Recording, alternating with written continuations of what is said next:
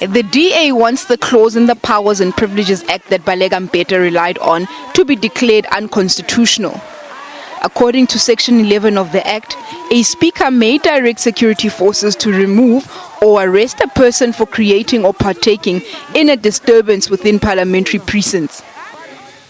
The DA argues that allowing police into the assembly violates the constitutional requirement that security forces remain politically neutral.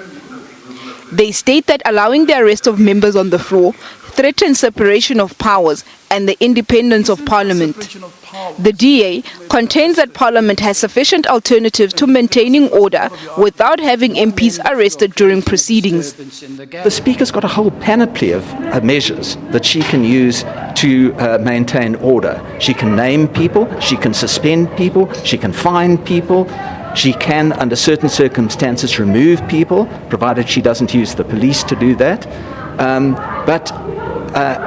Section 11 allows the Speaker to summon the security services to remove a member of Parliament simply by virtue of what he or she said. And that is deeply offensive. It goes against the whole tenet of parliamentary democracy over many centuries. But the state has argued that the Speaker was well within her powers. According to the state, bringing in security forces facilitates the proper functioning of Parliament and doesn't offend separation of powers. Further, they hold that the privilege does not accord impunity for acts which impede Parliament's ability to function. The ANC says the DA is engaged in an academic exercise and cheap propaganda.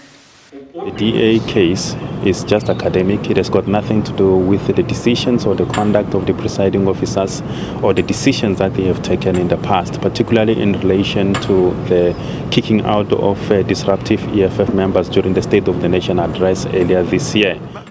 Judgment in the matter has been reserved. Stefina Komane, SABC News, Johannesburg.